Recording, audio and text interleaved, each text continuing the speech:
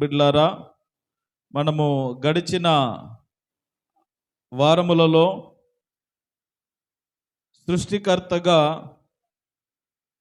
మరి దేవుడు ఏ రీతిగా సృష్టి యావత్తును చేశాడో మనము క్రమ పద్ధతిగా నేర్చుకుంటూ వస్తూ ఉన్నాం. 6 రోజులు దేవుడు సృష్టి క్రమాన్నంతా ముగించి 7వ రోజు విశ్రమించాడు. ఆ రోజును విశ్రాంతి దినముగా ప్రకటించాడు. ఆ విశ్రాంతి దినమును పరిశుద్ధపరిచాడు, ఆశీర్వదించాడు. అందుకని మనము కూడా విశ్రాంతి దినమును ఆచరించినప్పుడు, పాటించినప్పుడు, దేవుని సన్నిధిలో కూర్చున్నప్పుడు ఆ దేవుని పరిశుద్ధత మనం అనుభవించగలుగుతాం. మన జీవితాలు కూడా పవిత్రపరచబడతాయి, పరిశుద్ధపరచబడతాయి. మన పాపాలను దేవుడు తొలగించగలడు. ఆ రోజుకంత గొప్ప ప్రత్యేకతను దేవుడు అనుగ్రహించి ఉన్నాడు. అదే విధముగా అది ఆశీర్వదించబడిన రోజు గనుక మరి దేవుని సన్నిధిలో చేరిన వారెల్లరూ కూడా ఆశీర్వాదము పొందుకొని వెళ్తారు. కాబట్టి విశ్రాంతి దినమును పరిశుద్ధంగా ఆచరించాలని ఆజ్ఞలలో ఒక ఆజ్ఞగా మరి దేవుడే సాక్షాత్తు మరి వ్రాసి పలకల మీద రాసి మోసెకిచ్చినట్లుగా మనం చూస్తాం.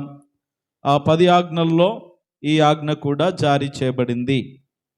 ప్రేమైన దేవుని బిడ్డలారా, ఇంతవరకు మనం సృష్టి క్రమాన్ని గమనించుకుంటూ వస్తే మొదటి రోజు వెలుగును చేశాడు, 2వ రోజు చూస్తున్నా చెప్తారేమో అని ఆకాశమును చేశాడు, 3వ రోజు భూమిని దాంట్లో చెట్లను చేశాడు, 4వ రోజు సూర్యచంద్ర నక్షత్రాలను చేశాడు, 5వ రోజు సముద్రంలో ఉండేటటువంటి ఆ జీవరాశులన్నిటినీ ఆకాశంలో ఎగురు పక్షులను చేశాడు, 6వ రోజు భూమి మీద జీవించేటటువంటి ప్రతి జంతువును, పశువులను, ప్రాకు పురుగులను చేసి ఆ రోజుననే మరి మనిషిని కూడా చేసినట్లుగా మనం గమనించాం. అయితే ఇవన్నీ కూడా మరి భూమి పుట్టించునుగాక అని జంతువులు ఏవైతే ఉన్నాయో, పశువులు ఏవైతే ఉన్నాయో వాటన్నిటిని మనం గమనించాం. భూమి ద్వారా దేవుడు పుట్టించాడు. భూమి పుట్టించునుగాక అని పలకగానే అవి కలిగినట్లుగా మనం చూస్తాం. తర్వాత మనం గమనించినట్లయితే మరి అన్నిటినీ సిద్ధము చేసి దేవుడు చివరిలో మనిషిని సృష్టించాడు. దేవునికి మహిమ కలుగును గాక. చివరిలో మనిషిని సృష్టించాడు. ఎలా? భూమి నుండి మనిషి పుట్టునుగాక అనలే. ఊరికే మనిషి మానవుడు కలుగునుగాక అని పలకలే. అన్ని పలికాడు. వెలుగు కలుగునుగాక అన్నాడు, ఆకాశ నక్షత్రములు కలుగునుగాక, జలములు కలుగునుగాక, భూమి కలుగునుగాక, చెట్లు పుట్టలు ఈ జీవరాశులు ఏవైతే ఉన్నాయో అవి కలుగునుగాక అని పలికాడు. కానీ మనిషి విషయంలో దేవుడు ఎంతో శ్రద్ధ వహించాడు. స్వయంగా తన స్వహస్తాల చేత నిర్మాణము చేసుకున్నాడు. అందుకే ఈ లోకములో ఎంత గొప్పగా ఉన్నా సృష్టి అంతా ఎంత గొప్ప అందముగా ఉన్నా, అద్భుతమైనటువంటి రీతిగా మనకు కనబడుచున్నప్పటికీ ఈ సృష్టి అంతటిలో విలువైన వారు ఎవరైనా ఉన్నారు అనంటే అది మనిషి మాత్రమని మనము జ్ఞాపకము చేసుకోవాలి. ప్రేమన దేవుని బిడ్డలారా, మనం గమనించినట్లయితే 4వ వచనం నుండి ముందుకు వద్దాం. ఆదికాండం 2వ అధ్యాయము 4వ వచనము నుండి, దేవుడైన యెహోవా భూమిని ఆకాశమును చేసిన దినమయందు భూమి ఆకాశములను సృజింపబడినప్పుడు వాటి ఉత్పత్తి క్రమము ఇదే. అది వరకు పొలమందలి ఏ పొదయు భూమి మీద ఉండలేదు. ఇప్పుడు ప్రతి పొలంలో ముళ్ళ తుప్పలు, గచ్చ పొదలు. ఇప్పుడు వర్షాకాలం వస్తుంది. ఇప్పుడు ఏం చేయాలయ్యా? ఏం చేయాలా? ఈ పొదలు మొలుస్తాయి. ఇప్పుడు పంటలు ఉండవు. మనం పంట వేసుకోవాలంటే ఫస్ట్ ఏం చేయాలి? ఈ ముళ్ళ కంపలు, పొదలు, ఈ చెత్త చెదారం ఏదైతే మొలిసిందో దాన్నంతా దున్నేసి పాసి చక్కగా సేద్యము చేయడానికి, పంట వేయడానికి అనుకూలముగా సిద్ధపరుచుకోవాలి. దేవునికి మహిమ కలుగును గాక. మరి అప్పటి వరకు ఈ పొదలు ఉన్నాయంటే లేవు. పొదలు ఎందుకు వచ్చాయో కూడా చెప్తాను. మనకు 3వ అధ్యాయంలోకి వెళ్తే వస్తుంది. ఇక్కడ పొదలు లేవు. అడవిని, చెట్లను, చేమలను అన్ని దేవుడు సృష్టించాడు. అడవి ఎక్కడ ఉండాలో అక్కడ పెట్టేశాడు. మనిషి బ్రతకడానికి ఏ పంట వేసుకోవాలో, పొలాలు ఎక్కడ ఉండాలో పొలాలు కూడా సపరేట్గా పెట్టేశాడు. కానీ ఏ పొలంలో గడ్డి లేదు, వ్యర్థమైనటువంటి చెట్లు మొలవట్లేదు, పొదలు, ఈ ముళ్ళ తుప్పలు అనేటటువంటివి లేవు. అంటే సేద్యపరుచుకునేటటువంటి పరిస్థితి అప్పటి వరకు కూడా లేదు. మరి చెట్లు మొలవాలి, ఇవన్నీ ఫలాలు రావాలి అని అంటే నేల ఎలా ఉండాలి? తడిగా ఉండాలి. అందుకని దేవుడే భూమి నుండి ఆవిరిని రప్పింపజేశాడు. అందుకని ఎప్పుడు భూమి ఎంత తేమగా ఉండి ఆ చెట్లకు కావలసిన ఆ నీటిని అందించినప్పుడు అవి బలంగా పచ్చగా వర్ధిల్లుతా ఉన్నాయి. జాగ్రత్తగా గమనించండి ప్రేమన దోంబిడ్లారా. ఈ రీతిగా నేలను సేద్యపరచుటకు అప్పటి వరకు నేలలో పొలమందలి ఏ పొద కూడా లేదు. నేలను సేద్యం చేయడానికి మనిషి కూడా లేడు. అన్నీ సిద్ధం చేశాడు, అన్నీ రెడీ చేసి పెట్టాడు. ఇప్పుడు కావలసిన మనిషిని ఆయన సిద్ధం చేస్తూ ఉన్నాడు. చదవండి మరలా. ఏలైనగా దేవుడైన యెహోవా భూమి మీద వాన కురిపించలేదు, నేలను సేద్యపరుచుటకు నరుడు లేడు. అప్పుడు వాన కురిపించాల్సిన అవసరం లేదు, వీళ్ళు కష్టపడాల్సిన అవసరం లేదు, అసలు నరుడే లేడు. అన్నీ ఉన్నాయి కానీ అన్నీ ఎవరి కొరకైతే చేశాడో ఆ నరుడు ఇంకా చేయలే, అన్నీ సిద్ధం చేశాడు. ప్రేమణ దోంపిడ్లారా, అన్నీ అయిపోయిన తర్వాత చదవండి 6వ వచనం. అయితే ఆవిరి భూమి నుండి లేచి నేల అంతటిని తడిపెను. దేవుడైన యెహోవా నేల మంటితో నరుని నిర్మించి వాని నాసికారంధ్రములలో జీవవాయువును ఊదగా నరుడు జీవాత్మ ఆయను. దేవునికి మహిమ కలుగునుగాక. నరుడు జీవాత్మ ఆయను. జీవాత్మను దేవుడు మనిషిలో పెట్టాడు. అప్పటి నుండి ఆ నరుడు జీవాత్మగా, అంటే దేవుని ఆత్మ పొందుకున్నవాడుగా, దేవుని స్వభావము పొందుకున్నవాడుగా మారిపోయాడు.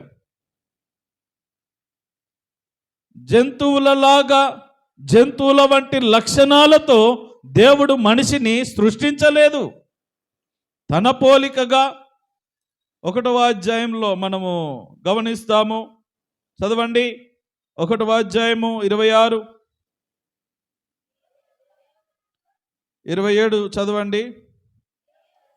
దేవుడు తన స్వరూపమందు నరుని సృష్టించెను, దేవుని స్వరూపమందు వానిని సృజించెను, స్త్రీనిగాను పురుషునిగాను వారిని సృజించెను.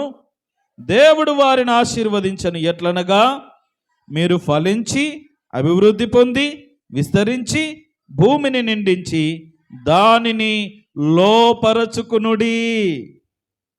ఇంకా చదవండి.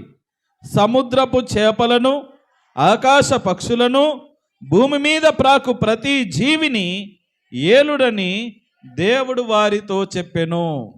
ఏమని చెప్పాడు? ఇవన్నీ చేసిన దేవుడు అన్నిటి మీద అధికారం ఇచ్చాడు మనిషికి. 8వ కీర్తన తీయండి అందరూ. 8వ కీర్తన 3వ చరణం చదవండి త్వరగా.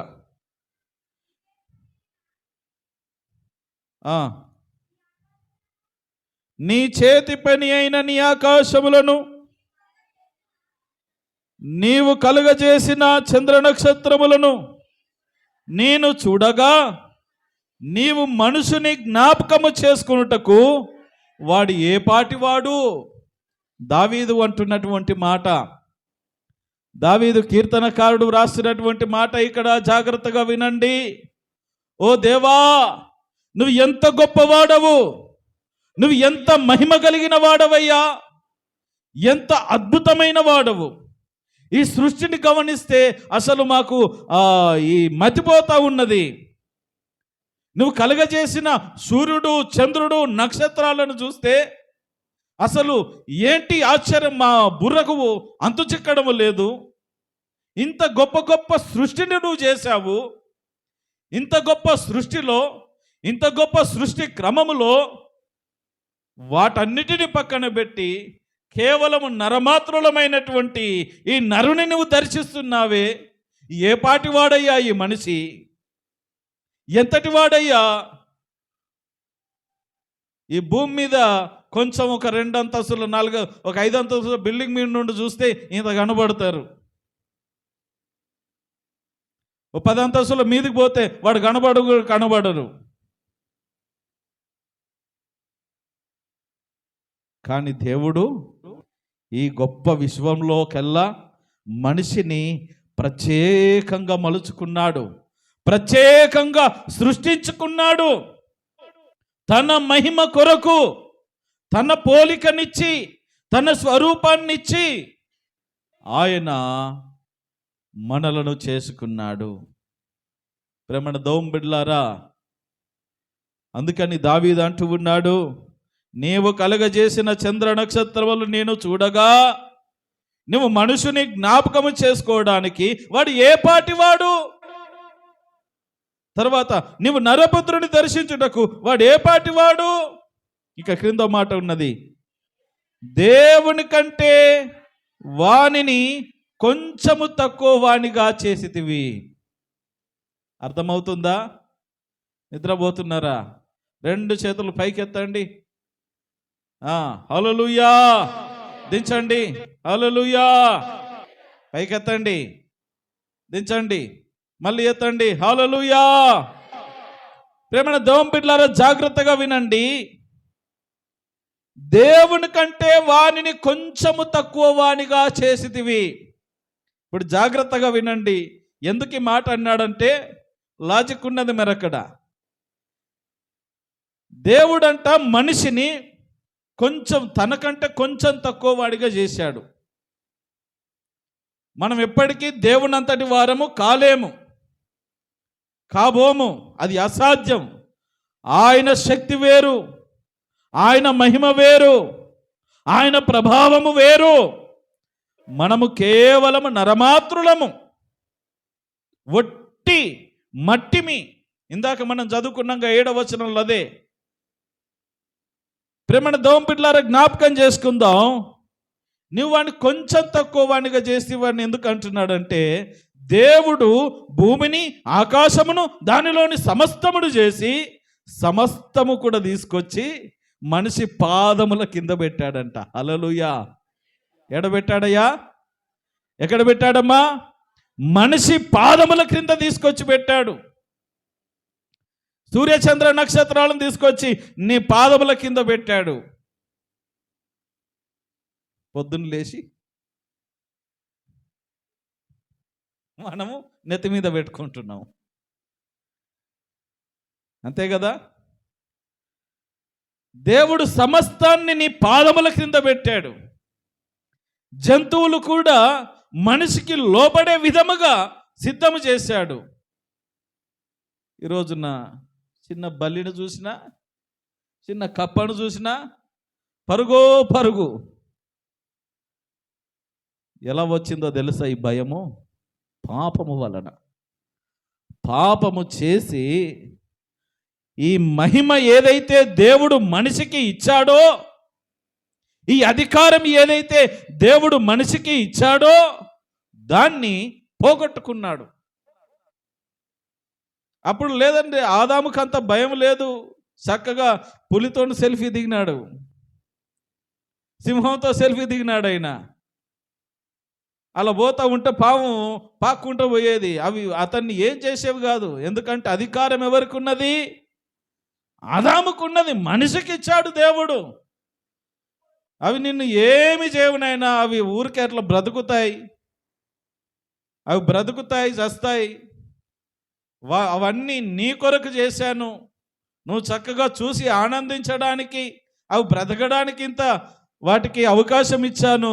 కానీ నాకు ముఖ్యం నువ్వే. వాటితో నాకు సంబంధం లేదు. నువ్వే నాకు అవసరం.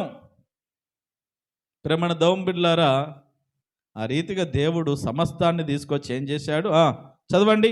దేవుని కంటే వాడిని కొంచెం తక్కువ వాడిగా చేసి ఉన్నావు. మహిమా ప్రభావములతో వానికి కిరీటము ధరింపజేసి ఉన్నావు. నీ చేతి పనుల మీద వానికి అధికారం ఇచ్చి ఉన్నావు. దేవుని చేతి పని ఏంటి? ఈ సమస్త సృష్టి ఆయన మాట చేత కలుగునుగాక అంటే కలిగినాయి.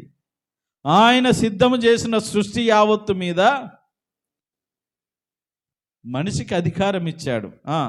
తర్వాత గొర్రెలనన్నిటినీ, ఎడ్లనన్నిటినీ, అడవి మృగములను, ఆకాశ పక్షులను, సముద్ర మత్స్యములను, సముద్ర మార్గములలో సంచరించు వాటన్నిటినీ, జాగ్రత్తగా వినండి మాట, వాని పాదముల క్రింద నీవు ఉంచి ఉన్నావు. సృష్టి అంతటిని తీసుకొచ్చి ఎక్కడ పెట్టాడు దేవుడు? మనిషి పాదముల కింద పెట్టాడు. అంటే తొక్కుమని కాదు, అధికారం ఇచ్చాడు. వాడుకో, ఇదంతా నీ కొరకే. నేను సంపాదించిందంతా, ఇప్పుడు తల్లిదండ్రులు సంపాదించిన పిల్లలకి ఇదంతా సంపాదించి నీ కొరకేరనా? నేను ఏమన్నా తింటానా, ఏమన్నా వేసుకోబోతారా నాయన?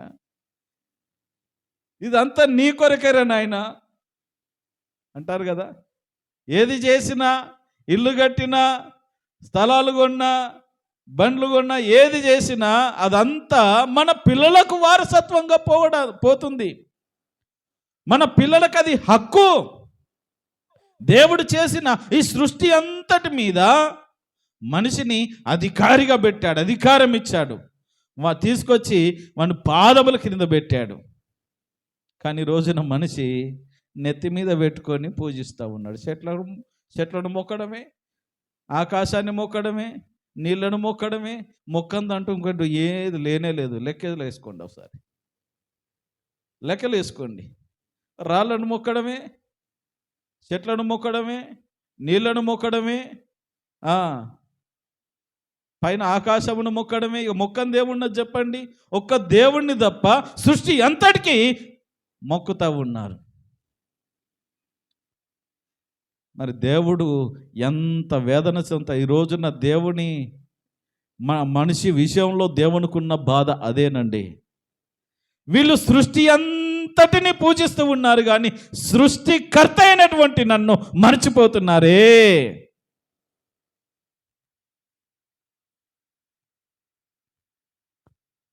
ఎంత విడ్డూరమైనటువంటి పరిస్థితి ఈ రోజున. ప్రేమణ దౌం బిడ్డలారా, దేవుడు సమస్తాన్ని సృష్టించి ఈ సృష్టి అంతటిని నా కుమారుడు, నా కుమార్తె, ఈ నా ద్వారా సృష్టింపబడిన ఈ మనుషులు ఏలాలని వారిని ప్రత్యేకంగా తయారు చేసుకున్నాడు, అధికారం ఇచ్చాడు. అధికారాన్ని రోజున కోల్పోతా ఉన్నాం. చూడండి, ఆదికాండం రండి. ఆదికాండంలో 7వ వచనం చదవండి మరలా. దేవుడైన యెహోవా నేల మంటితో నరుని నిర్మించి వాని నాసికారంధ్రములలో జీవవాయువును ఊదగా నరుడు జీవాత్మాయను. జాగ్రత్తగా వినండి. మనిషి బ్రతుకు ఎలాంటిదో, మనిషి గొప్పతనం ఎలాంటిదో 2 భాగాలు ఈ వచనం వివరిస్తుంది. మనిషి బ్రతుకు ఎలాంటిది అనంటే, మనిషి మొట్టమొదటిగా మట్టి నుండి తీయబడినవాడు. చెప్పండి, ఎక్కడి నుండి? మట్టి నుండి తీయబడినవాడు. నువ్వు మన్నే గనుక తిరిగి మన్నైపోదువు. మంటిలో నుండి వచ్చింది మంటిలోనే కలిసిపోతుంది. మట్టికి విలువ ఉన్నదా? బొమ్మను మట్టితో బొమ్మ చేసామండి, విలువ ఉన్నదా? ఏమన్నా ఘనత ఉన్నదా? ఏమైనా ప్రయోజనం ఉంటుందా? ఉండనే ఉండదు. ఉంటుందంటారా నిద్రపోయే వాళ్ళు? చెప్పండి, ఉంటుందా? చెప్పండి, నిద్రపోయే వాళ్ళు చెప్పండి, ఉంటుందంటారా? రెండు చేతులు పైకెత్తండి. హల్లెలూయా, హల్లెలూయా. ప్రేమన దేవుని బిడ్డలారా, జ్ఞాపకం చేసుకుందాం. మట్టికి విలువ లేదు. దేవుడు నేల మంటితో ఆ నేల అంతటిని తడిపి నేల మంటితో దాన్ని పిసికి ఒక బొమ్మగా చేశాడు. ఇప్పుడు మన ఆకారాలు ఉన్నాయే, ఈ ఆకారాన్ని చేశాడు, ఈ రూపాన్ని చేశాడు, ఒక బొమ్మగా మలిచాడు. ఇప్పుడు మనకున్నట్లుగా ఏ ఏ అవయవాలు ఉండాలో వాటన్నిటిని నిర్మాణము చేశాడు. కానీ మనిషిలో ఏమి లేదు? ఏమి లేదు? జీవము లేదు. జీవము లేదు. జీవం అంటే ఏందో తెలుసా? ప్రాణం అనేది కాదు, ఒట్టి ప్రాణంగా. ఒట్టి ప్రాణం అంటే జంతువులకు మనిషికి ఉన్నటువంటి తేడా ఏంటంటే, జంతువులకు ప్రాణము మాత్రమే ఉంటుంది. ఏముంటుంది? ప్రాణము మాత్రమే ఉంటుంది. ఆ ప్రాణము పోయిందంటే చచ్చిపోతుంది. మనలో కూడా ప్రాణం ఉంటుంది. ఈ ప్రాణం పోయిందంటే ఈ లోకపరంగా చచ్చిపోతాం, కానీ ఆత్మ దేవుని దగ్గరికి వెళ్ళిపోతుంది. అందుకే ప్రసంగి గ్రంథంలో వ్రాయబడుతుంది కదా, మన్నైనది వెనుకటి వలె మరలా మంటికి చేరును, ఆత్మ తాను దయచేసిన దేవుని యొద్దకు మరలా పోవునంటే ఎక్కడి నుండి వచ్చిందో అక్కడికే. ఈ సత్యాన్ని మనము గుర్తించలేకపోతూ ఉన్నాం. ప్రేమన దేవుని బిడ్డలారా, అన్ని చేశాడు దేవుడు, చక్కగా రూపాన్ని చేశాడు, కానీ మనిషిలో ఏమి లేదు? జీవము లేదు, ఆత్మ లేదు, ప్రాణము లేదు. అరే వీడు ఒట్టి చచ్చిపోయినట్టుగా ఉన్నాడు. చచ్చిపోయినప్పుడు ఎట్లున్నాడో అట్లున్నాడు ఆదాము. జీవం లేదు. వీనికి ప్రాణం తెప్పిద్దామనేసి కరెక్ట్గా ఈ నాసికా రంధ్రాలు ఉన్నాయి కదా, రంధ్రములు అని వ్రాయబడినది. అక్కడ ఏమున్నాయి? రంధ్రములు. దేవుడు ఏది చేసినా అది చేసేవాడు. ఓ పాస్టర్ గారు వాక్యం చెప్తా దేవుడు అన్నీ చేసి ఏది మర్చిపోయినట్టుగా లేదు. బైబిల్లో ఎక్కడ కూడా లేదు, చరిత్రలో కూడా అన్ని పర్ఫెక్ట్గా చేశాడు. ఈరోజున అందరూ కూడా ఏది దమ్ము కొడతారు కదా, బీడీలు సిగరెట్లు గొప్ప గొప్ప గొప్ప గొప్ప ఊదుతూ ఉంటారు. ఎక్కడి నుండి? ముక్కు నుండి వదులుతారు. నోట్ల నుండి కాకుండా ముక్కు. మరి నాయన, నోరిచ్చింది తినడానికి రా నాయన, నాలుకిచ్చింది మాట్లాడడానికి రా నాయన, ముక్కు ఇచ్చింది ఇంత శ్వాస పీల్చుకొని బ్రతకడానికి రా నాయన అంటే, వీళ్ళు బీడీలు తాగుతూ గొప్ప గొప్ప గొప్ప గొప్ప రైలు పొగలు వదిలినట్టు ఇట్ట కొంతమంది రింగులు వదులుతూ ఉంటారనమాట. మరి దేవునికి తెలుసు కదా, ఒకవేళ అయ్యో వీడు కొంచెం పెద్ద అయిన తర్వాత, కొన్ని రోజుల తర్వాత వీళ్ళు ఎట్లయినా సిగరెట్లు తాగుతారు కాబట్టి పోగబోవడానికి ఒక గొట్టం పెట్టాలని పైన పెట్టుండేవాడు, ఇంకో గొట్టం పోగబోవడానికి. ఇప్పుడు బైకులకు ఫ్యాక్టరీలలో ఎక్కడ చూసినా గొట్టాలు ఉంటాయా? ఏది ఎక్కడ ఉండాలో గొట్టం అక్కడ పెట్టేస్తాం, అది వెళ్ళిపోతుంది. మరి మనిషికి ఎందుకు పెట్టలేదు అంటే అది అపాయకరము, అది అనవసరం అనేది దేవునికి తెలుసు. దాని మీద రాసేది ఉంటుంది కదా సార్, ఎవడు మారుతున్నాడు? బీరు సీసా మీద రాసినది చదువు వాడు దాకుండా ఉండట్లేదు, సిగరెట్ల మీద ఉండి అదేది విచిత్రమైన ఫోటో పెడతాడు, పేగులన్నీ బయటకు వచ్చినది. వాడు అట్ట చూసి కూడా అట్టనే పీలుస్తూ ఉంటాడు. దానికి అలవాటు పడిపోయారు, మార్చుకోలేకపోతున్నారు స్వభావాన్ని. ప్రేమణ దేవుని బిడ్డలారా, ఈ ముక్కును, ఈ నోటిని, ప్రతి అవయవాన్ని దేవుడు ఒక ప్రత్యేకమైన పనుల కొరకు ఆయన నియమించాడు. ప్రతిది కూడా చాలా ఇంపార్టెంట్.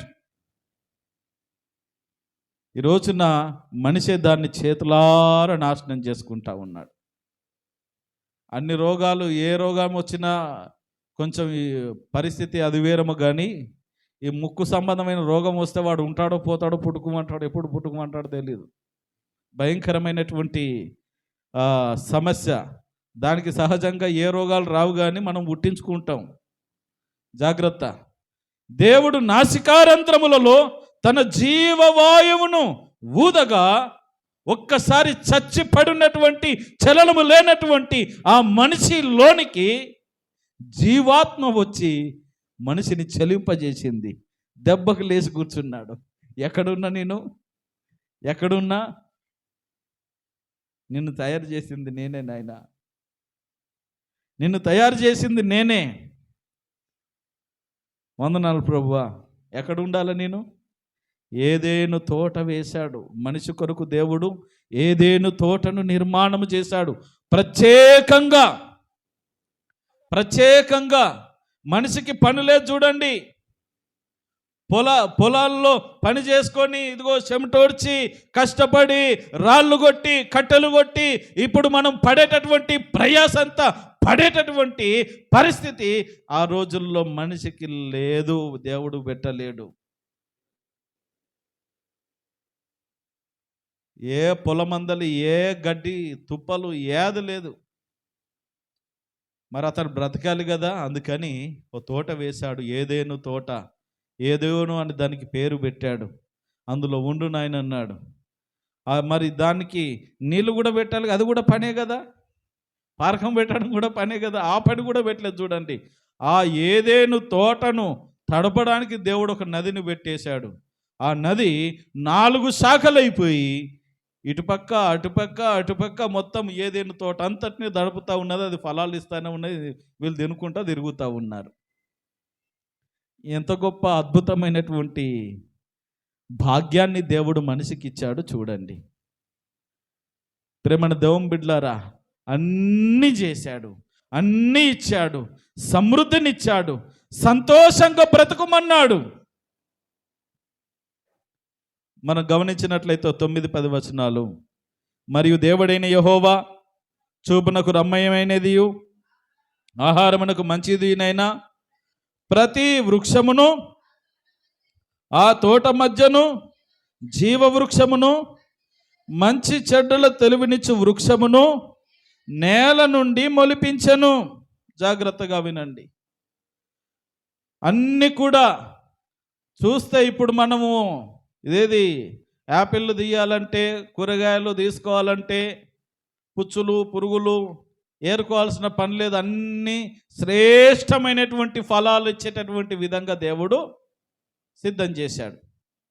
ఈ రోజున అసలు మనకి ఇన్ని రోగాలు ఎందుకు వచ్చి వస్తున్నాయంటే, ఎవడన్నా పండ్లు ఫలాలు తిండి వస్తాయి కదా. ఏమున్నా చెత్త చెదారము, బిర్యానీలు కావాలా, ఫాస్ట్ ఫుడ్లు కావాలా, ఈ అడ్డమైనవన్నీ తింటారు, హాస్పిటల్ ఫాలో అవుతారు. అంతే కదా. శ్రేష్టమైన తిండి ఎవరు తింటున్నారు చెప్పండి? న్యాచురల్గా దేవుడు చెట్ల నుండి ఇచ్చినటువంటి పండ్లు ఫలాలు ఎవరు తింటున్నారు? ఒక 20 సంవత్సరాలు వెనక్కి వెళ్తే ఊరికి ఆడతా పాడుతా నోట్లు వేసుకొని నవ్వులే వాళ్ళు. ఇప్పుడు ఇంటి దగ్గర లేదు పెంచేది, పొలాల దగ్గర పెంచేది లేదు, వస్తే కొనుక్కొని తినేది లేదు. వ్యర్థమైన ఏవైనా కొనుక్కొని తింటాము. కానీ అవును, అవసరమైనటువంటి దేవుడు ఈ సృష్టి ద్వారా మనకు శ్రేయస్కరమైనటువంటి ఫలాలు ఏవైతే అనుగ్రహించాడో వాటిని తినలేకపోతున్నాం. ఇప్పుడు డాక్టర్లు అందరూ చెప్పేది అదే, పండ్లు తినండి. మన కర్మగాలి ఇప్పుడు అవి కూడా అంత కల్తీ అయిపోయింది, అంత నాసిరకమే, ఏది శ్రేష్టమైనది లేదు. ప్రేమణ దేవుని బిడ్డలారా, జ్ఞాపకం చేసుకుందాం. మనం సృష్టిలో బ్రతకడం చేత కావట్లేదు, కాపాడుకోవడం చేత కావట్లేదు, దేవునికి లోబడడం చేత కావట్లేదు. అన్ని విధాలుగా మనిషి పాడైపోతానే ఉన్నాడు. అయినను దేవుడు మనిషిని ప్రేమిస్తూనే ఉన్నాడు. అదే ఆయన గొప్పదనము. దేవునికి మహిమ కలుగును గాక. ప్రేమణ దేవుని బిడ్డలారా, దేవుడు చూపునకు రమ్యమైనదియు తినుటకు మంచి ఉపయోగకరమైనటువంటి మంచి ఫలవృక్షాలన్నీ ఆ ఏదేను తోటలో వేశాడు. ఏ చెట్టు దగ్గరకైనా వెళ్ళి చక్కగా తెచ్చుకొని తినొచ్చు, సమృద్ధి ఉన్నది వాళ్ళకు. అయితే దాంట్లో జీవవృక్ష ఫలములను పెట్టాడు, మంచి చెడ్డల తెలివినిచ్చు ఫలములను పెట్టాడు. అయితే మంచి చెడ్డల తెలివినిచ్చు ఫలవృక్షమును, ఆ ఫలాలను మీరు తినకూడదు అని చెప్పాడు. కింద చెప్తాడు, ఇప్పుడు పెట్టాడంతే. కింద చెప్పడం మనం ఆజ్ఞాపించడం చూస్తాం. ప్రేమన దేవుని బిడ్డలారా, జ్ఞాపకం చేసుకుందాం. జీవవృక్ష ఫలములను తింటే వారు ఎల్లప్పుడూ సంతోషంగా జీవించే కృప వారికి అనుగ్రహించబడేది. వాళ్ళు ఏం తిన్నారు? మంచి చెడ్డల తెలివినిచ్చు ఫలములను తిన్నారు. వారు దేవుని ఆజ్ఞను మీరినందుకు దేవునికి కోపం వచ్చింది. ఆజ్ఞాతిక్రమమే పాపము. ఆ పాపం వలన వారిని ఏదేను తోట నుండి మరలా బయటకు పంపించడం మనం చూస్తాం మరలా వచ్చే వారం. కాబట్టి ప్రేమైన దేవుని బిడ్డలారా, జ్ఞాపకం చేసుకుందాం. ఈ రోజున మనిషికి దేవుడు ఎంత గొప్ప భాగ్యం ఇచ్చాడంటే, ఎంత గొప్ప ధన్యతనిచ్చాడంటే, సృష్టినంతటినీ వాని పాదముల క్రింద పెట్టి, ఇది నీ కొరకే నాయనా. ఎలా ఉండదంటే, కొన్ని కోట్లు సంపాదించి, తెలవకుండా సంపాదించి, వాడిని పుట్టిన తర్వాత ఇవన్నీ నీకరే నాయనా అని తీసుకొచ్చి కుమారుని ముందు గుమ్మరిస్తే ఎలా ఉంటుంది? అలాగున్న దేవుడు సిద్ధం చేసి పెడితే మనకు వాడుకోవడం చేత కావట్లేదు. ప్రేమన దేవుని బిడ్డలారా, జ్ఞాపకం చేసుకుందాం. చూడండి, ప్రసంగి గ్రంథము 12:7 చదవండి. ప్రసంగి గ్రంథము 12:7, మన్నైనది వెనుకటి వలనే మరలా భూమికి చేరును, ఆత్మ దాని దయచేసిన దేవుని యొద్దకు మరలా. ఎందుకంటే మన్ను భూమిలో నుండి వచ్చింది, భూమిలోకి వెళ్ళిపోతుంది. ఈ మనిషిలోనికి దేవుడు ఏం పంపించాడు? జీవాత్మను ఊదాడు. దేవుని దగ్గర నుండి ఏదైతే మనిషి లోపలికి వెళ్ళిందో అది తిరిగి మరలా ఈ మన్ను లోపల కలిసిపోతే ఈ ఆత్మ దేవుని దగ్గరికి వెళ్ళిపోతుంది. ఎక్కడి నుండి వచ్చిందో, ఏ దేవుని నోట నుండి వచ్చిందో ఆ దేవుని దగ్గరికి వెళ్ళిపోతుంది. ప్రేమన దేవుని బిడ్డలారా, కాబట్టి మనం అందరము కూడా మంటివారమే అని జ్ఞాపకం చేసుకోవాలి. మనమందరము కూడా మంటివారమే. అదే క్రమములో మనమందరము కూడా దేవుని బిడ్డలం. హల్లెలూయా. ఈ మంటి మనల్ని విడిచినా, మనము మంటిని విడిచినా, మనము దేవునింటికి చేరడం ఖాయం. దేవునికి మహిమ కలుగును గాక. దేవుని ఇంటికి మనం చేరాలి. ఎప్పుడు చేరుతామో తెలుసా? ఈ మంటిలో నీవు ఉన్నప్పుడు, నీ బ్రతుకును చక్కదిద్దుకున్నప్పుడు, దేవుడు పెట్టిన ఈ ఆత్మ అనే దీపము నీలో వెలుగుచుండగానే నీ బ్రతుకును సరిచేసుకొని పద్ధతులు మార్చుకొని, ఆలోచన విధానం మార్చుకొని, నీ తలంపులు మార్చుకొని, పగలు ప్రతీకారాలు, దుర్మార్గమైన పాపభూషితమైనటువంటి క్రియలను నీలో చంపివేసుకొని దేవుని కొరకు బ్రతికేటటువంటి స్థితిగతులు కలిగి ఉంటావు చూడు. అప్పుడు నువ్వు ఎక్కడి నుండి వచ్చావు అక్కడికి నీ ఆత్మ నేరుగా ఆయన ఇంటికి వెళ్ళిపోతుంది. హల్లెలూయా. లేకపోతే మధ్యలో ఆగిపోతుంది, తీర్పు జరుగుతుంది. ఏమయ్యా, ఎన్ని రోజులు బ్రతికావు? 70 సంవత్సరాలు సార్. ఏం సాధించావు? ఏమీ లేదు, నీతో పని లేదులే పో. ఎన్ని సంవత్సరాలు బ్రతికావు? బ్రతికిన సంవత్సరాలతో లెక్క లేదు దేవునికి. నువ్వు బ్రతికిన విధానముతోనే దేవునికి లెక్క. నువ్వెన్ని రోజులు బ్రతికావు? ఎంత సంపాదించావు? ఏం సంపాదించావు?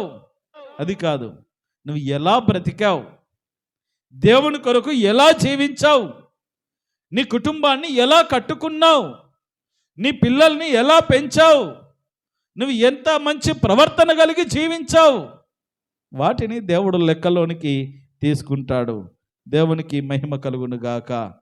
కాబట్టి ప్రేమన దేవుని బిడ్డలారా, మనం మంటివారం. కీర్తన గ్రంథం 103వ కీర్తన 14వ చరణంలో రాయబడినది, మనము నిర్మింపబడిన రీతి ఆయనకు తెలిసే ఉన్నది, మనము మంటివారమని ఆయన జ్ఞాపకము చేసుకొనుచున్నాడు.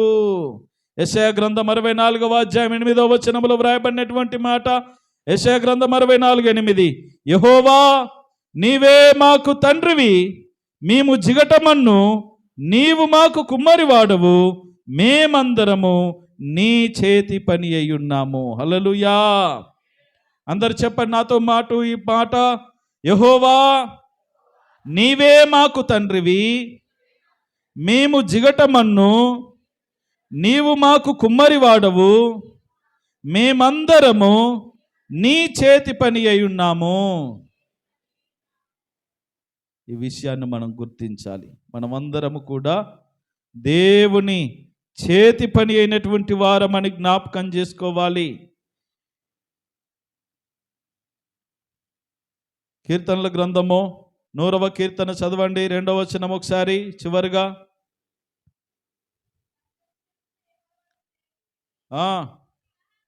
3, యెహోవాయే దేవుడని తెలుసుకొనుడి, ఆయనే మనలను పుట్టించెను, మనము ఆయన వారము, మనము ఆయన ప్రజలము, ఆయన మేపు గొర్రెలము. మనము ఆయన వారము, మనము మంటివారము, ఒంటివారము. అయితే నువ్వు దేవుని కలిగి ఉంటే నీకు ఘనతనిస్తాడు దేవుడు, శక్తినిస్తాడు, ఆశీర్వదిస్తాడు, క్షేమమునిస్తాడు. దేవుని కలిగి లేకుండా ఉంటే మనమున్నా లేకున్నా ఒకటే విధముగా ఉంటుంది. చివరిగా ఒక మాట, ప్రసంగి గ్రంథం 3వ అధ్యాయం 20వ వచనం, ఇదొక్కటి చదవండి. ప్రసంగి గ్రంథం 3వ అధ్యాయం 20వ వచనం. ఫస్ట్, సమస్తము ఒక్క స్థలమునకే పోవును. జాగ్రత్తగా వినండి అమ్మా, అందరు నా వైపు చూడండి, చివర్లో అందరు నన్ను చూడండి. సమస్తము ఒక్క స్థలమునకే పోవును, సమస్తమును మంటిలో నుండి పుట్టెను, సమస్తము మంటికే తిరిగిపోవును. అంతే కదా. సమస్తం ఈ లోకములో ఏది ఉన్నా, ఈ భూమి మీద ఏది ఉన్నా అంత ఒకే చోటకు వెళ్తుంది. నువ్వో చోటికి నేనో చోటికి పోను. వేదిక మీద నేనైనా, వేదిక క్రింద ఉన్నటువంటి నీవైనా, ఈ రోజున మందిరానికి వచ్చిన వారైనా రాని వారైనా, ఆరాధిస్తున్న నీవైనా, ఆరాధించకుండా వారి సొంత కార్యములు చేసుకుంటున్న వారైనా, అసలే భక్తి లేని వారైనా, అందరం ఒకే చోట నుండి వచ్చాం, ఒకే చోటకు వెళ్తాం. అక్కడ దేవుడు తీర్పు తీరుస్తాడు. అక్కడ దేవుడు ఏం చేస్తాడంటే చేపలను వేరు చేస్తాడు, ఎండ్రకాయలను వేరు చేస్తాడు, 2 మూతల పాములను వేరు చేస్తాడు, షార్క్ చేపలను వేరు చేస్తాడు. మరి ఏ బుట్టలో పడతామో మనము, ఏ ప్రదేశానికి వెళ్తామో, 2 దారులు, ఒకటి నరకం, ఒకటి స్వర్గం. దేవుని రాజ్యం. దేవుని రాజ్యంలో ఉంటామా, నరకానికి వెళ్తామా? ఎక్కడ ఉంటాం? మనల్ని మనం సిద్ధం చేసుకోవాలా. దేవుడు ఈ ఒట్టి మన్నుగా ఉన్నటువంటి మనిషిలో తన ఆత్మను పెట్టాడు. ఈ ఆత్మ ఉన్నంత వరకే నీకు విలువ. అయలారా అమలారా గుర్తించండి. ఈ రోజున మాకింత గొప్ప పలుకుబడి ఉన్నదండి మా ఊర్లో, నేనంటే ఇది, నేను అది, నాకు అది తెలుసు, ఇది తెలుసు అని గంభీరంగా మనము చెప్పుకుంటా తిరుగుతున్నామే. ఒక్కసారి దేవుడు పెట్టిన ఆత్మ ఉసుకొనాలి వెళ్ళిపోతే వీళ్ళందరూ వచ్చి పరదేశులమ్మో, స్ట్రేంజర్ తీయండిరా, పెట్ట తయారు చేయండి, పరదేశులమ్మో, క్యాండిల్ తీసుకురండి, పరదేశులమ్మో. వారం అయినాక బువ్వ తింటారు, చికెన్లు బాటలు తింటారు, మర్రి కూడా చూడరు నిన్ను. అది మన బ్రతుకులు. దీని కొరకు ఎంత ఆరాటం అండి, ఎన్ని పోరాటాలు చేస్తూ ఉన్నాం, ఎన్ని కంపలు తొలగించుకుంటున్నాం, ఎన్ని కంపలు చేస్తూ ఉన్నాం.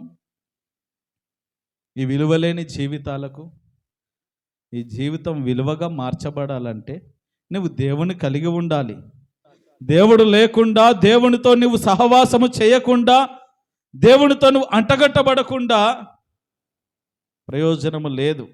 అందుకని దేవుడు నీలో ఒక జీవాత్మ నుంచాడు, నిన్ను ప్రత్యేకంగా సృష్టించుకున్నాడు, ప్రత్యేకంగా నీ మీద శ్రద్ధ పెట్టి నిన్ను తయారు చేశాడు. ప్రతి ఒక్కరి మీద తన ప్రణాళిక ఉన్నది. ఎవరు ఊరికే ఉప్పు అంటే రాలిపల్లెం. మనం అన్ని జీవరాశులు రాలిపోయిన దేవుడు ఊరికే ఉప్పు అంటే రాలిపోయిన వాళ్ళం కాదు. మనం ప్రతి ఒక్కరి పట్ల ఒక ప్రణాళిక ఉన్నది. దేవుని కొరకు మనం బ్రతకాలా, నమ్మకంగా ప్రభువును ఆరాధించాలా. నీకు ఈ రోజున కష్టాలు వచ్చినా, నష్టాలు వచ్చినా, వ్యాధి దుఃఖములు వచ్చినా, ఆ పరిస్థితులను ఎలా ప్రభువును ఆరాధిస్తావో దేవుడు పరీక్షిస్తున్నాడేమో. నెగ్గగలుగుచున్నావా? దేవుణ్ణి సంతోషపెట్టగలుగుచున్నావా? దేవుని చిత్తానుసారంగా నడుచుకుంటున్నావా? లోకానుసారంగా నడుచుకుంటున్నావా? శరీరానుసారంగా నడుచుకుంటున్నావా? ఎలా బ్రతుకుతున్నావా అనేది ఒక్కసారి నిన్ను నువ్వు పరిశీలన చేసుకో. ప్రభువుకు సమర్పించుకోని జీవితాన్ని. ఇదిగో ప్రభువా, నేను కేవలం మంటివాడను, మంటిదానను. ఎప్పుడు ఏమైపోతుందో తెలియదయ్యా. నాలో నీ ఆత్మ నుంచావు, నీకు వందనాలు. ఇదిగో బ్రతికినంత కాలం నీ కొరకు నమ్మకంగా జీవించాలి. సంఘములో, కుటుంబములో, సమాజములో ఒక మంచి వ్యక్తిగా నేను బ్రతకాలి.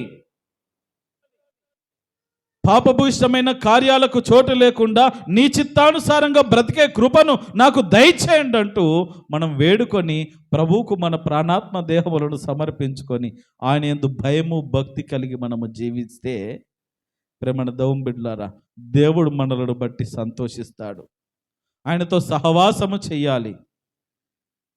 ఇప్పుడే మనం సహవాసం చేయలేకపోతున్నాం. మందిరానికి రాక నిత్య సహవాసంలోనికి ఎలా వెళ్ళగలుగుతాం? అందుకని దేవునితో సహవాసం చేద్దాం. దేవుడు ఎందుకు మనిషిని అంత గొప్పగా జీవాత్మను ఉంచి ప్రత్యేకంగా సృష్టించుకున్నాడంటే, నీవు దేవునితో సహవాసము చేయడానికి, దేవుడు నీతో ఉండడానికి, నీవు దేవునితో ఉండడానికి. దేవుడు ఎల్లవేళలు మనల్ని పిలుస్తానే ఉన్నాడు. రండమ్మా, రండయ్యా, రండమ్మా. మన రాము పోము, వచ్చే వాళ్ళని రానియము.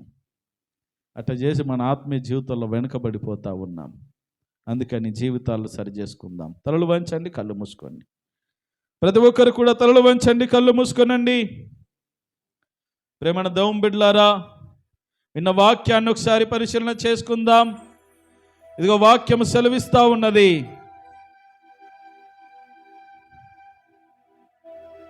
దేవుడు నేలను తడిపి ఆ మెత్తటి మట్టిని మనిషి రూపముగా చేసి నాసికారంధ్రములో జీవవాయువును ఊది మనిషిని ప్రత్యేకంగా సిద్ధము చేసుకున్నాడు. ఈరోజున మనందరము కూడా దేవుని చేత ప్రత్యేకంగా సృష్టింపబడిన వారము. మనము దేవుని ప్రజలము, దేవుని బిడ్డలము, ఆయన ద్వారా పుట్టింపబడిన వారము. మనం ఆయన పిల్లలమండి. దేవుడు సమస్తాన్ని మన పాదముల క్రింద ఉంచాడు. ఏలు మన అధికారం ఇచ్చాడు. ఈ రోజున మనము చేసిన తప్పిదముల వలన ఈ సృష్టిని మనం ఏలలేకపోతున్నాం. మనం కావలసినవి పొందుకోలేకపోతూ ఉన్నాం. దేవునికి ఇష్టానుసారంగా జీవించలేకపోతా ఉన్నాం. అయ్యా, ఇంత గొప్పగా నన్ను సృష్టించుకున్న నీకు నేను రుణస్థుడనై ఉండాలయ్యా, రుణస్థురాలనై ఉండాలయ్యా. నీవు నన్ను పుట్టించినటువంటి మా ప్రభువా చిత్తానికి నేను లోబడతాను. ప్రభువా, నన్ను ఎందుకొరకు ఈ లోకంలో పుట్టించావో ఆ రీతిగా నేను నమ్మకంగా నీ కొరకు బ్రతుకుతాను, యథార్థముగా జీవిస్తాను. మనుషుల మధ్యలో స్నేహ బంధముతో, ప్రేమ బంధముతో నేను మెదులుతాను. నీ యందు భయము భక్తి కలిగి, విశ్వాసము కలిగి జీవిస్తాను. నన్ను దీవించండి, నన్ను ఆశీర్వదించండి, నాకు క్షేమము నీయండి అంటూ ఈ జీవితాలను ప్రభువుకు అర్పించుకోండి.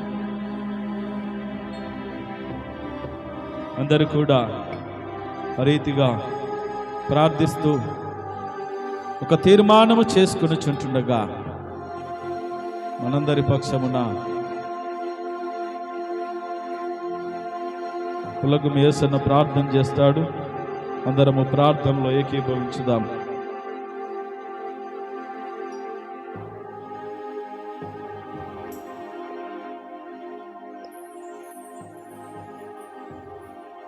ప్రేమపూర్ణ పరిశుద్ధుడ నిత్య నివాసి నీకు ఘనమైన నాకు స్తుతులు స్తోత్రం వందనం చెల్లించున్నాం మా రాజా మా దేవ. నేను పోయిన ఆదివారం నుంచి ఈ ఆదివారం కూడా మమ్మల్ని కాచి కాపానవు దేవా. అందును బట్టి నీకే స్తుతి స్తోత్రం వందనం చెల్లించున్నాం మా రాజా మా దేవ.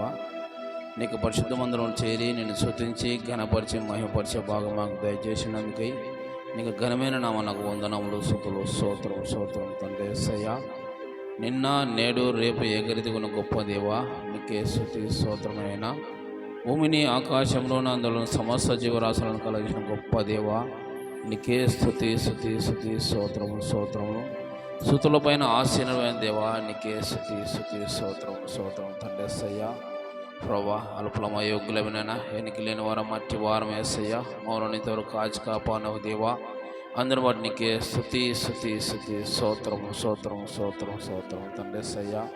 ప్రభా సార్ గారితో ఎంతో చక్కనైన వాక్యం చెప్పినానైనా మేము వాక్యానుసారంగా నడుచుకుంటే మాకు సహాయం చేయమని తండ్రి యేసయ్యా. నరుడు ఏ పాటి వాడని సెలవిచ్చిన దేవా, నేను ఆ దేవుని కంటే కొంచెం తక్కువగా చేసి ఉన్నామని సెలవిచ్చిన దేవా. నైనా నీ ఎందు భయభక్తులు కలిగి నైనా మేము బతికినంతకాలం నేను స్తుతించి ఘనపరిచి మహిమపరిచే భాగం మాకు దయచేయండి.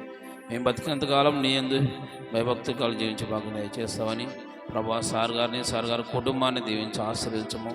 మా సంఘాన్ని అభివృద్ధిపరచము, సంఘాన్ని విశాలపరచము తండ్రి యేసయ్యా. సంఘ పెద్ద మనుషులందరినీ కూడా దీవించి ఆశీర్వదించు తండ్రి యేసయ్యా. ఇక్కడ చేరిన వారందరినీ పేరు రోజున దీవించి ఆశీర్వదించమనైనా. ఎందరైతే అనారోగ్యంతో ఉన్నారో వారందరినీ జ్ఞాపన హస్తంతో ముట్టి స్వస్థపరచము తండ్రి యేసయ్యా. ఈ యొక్క కార్యక్రమం ఆది నుంచి అంతవరకు మీ దగ్గర నుండి జరిగించమని మరి ఒక్కసారి నేను ఇక్కడ చేరిన వారందరినీ పేరు రోజున దీవించి ఆశీర్వదించమని యేసు పరిశుద్ధ నామమున అడిగి వేడుకొచ్చిన మా గొప్ప పరమ తండ్రి. ఆమేన్.